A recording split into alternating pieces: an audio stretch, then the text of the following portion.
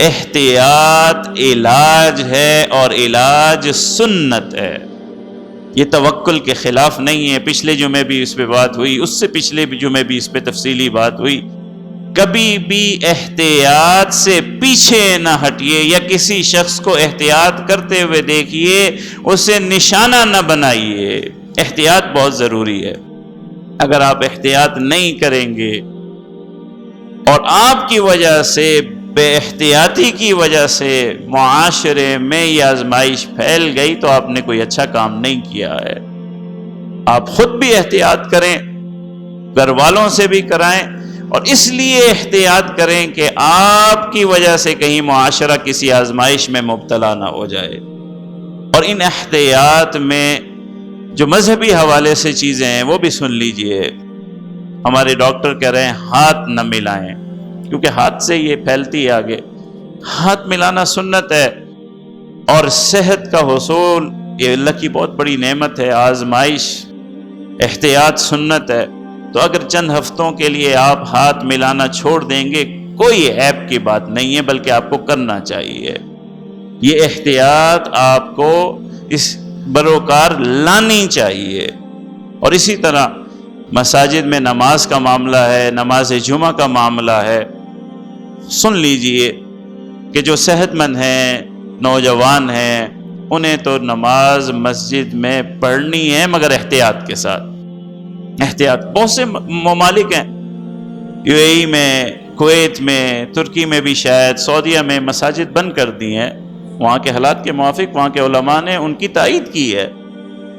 اللہ کا شکر ہے کہ ابھی تک پاکستان میں ایسی کوئی بات نہیں ہے، لیکن احتیاطی تدابیر ہیں، ہم سب نے اس پر عمل کرنا ہے تاکہ ہماری مسجدیں کھلی رہیں اور آباد رہیں۔ یہ ہماری ذمہ داری ہے۔ وہ احتیاط کیا ہے؟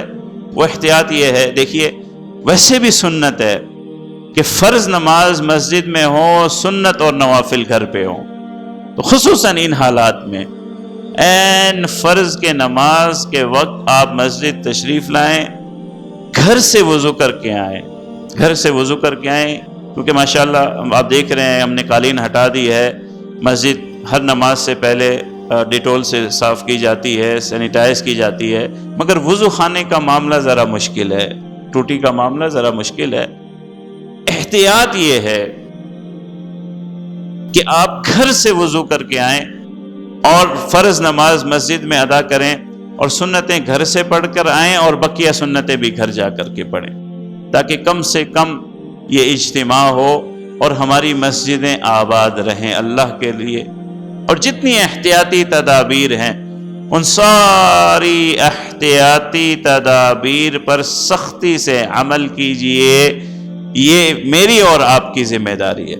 خصوصاً ہمارے جو بزرگ ہیں یا کوئی بھی ساتھی ہم میں سے جو نزلہ، زکام، کھانسی میں مبتلا ہو جائے، وہ پھر گھر پہ نماز پڑھے، وہ مسجد میں نہ آئے۔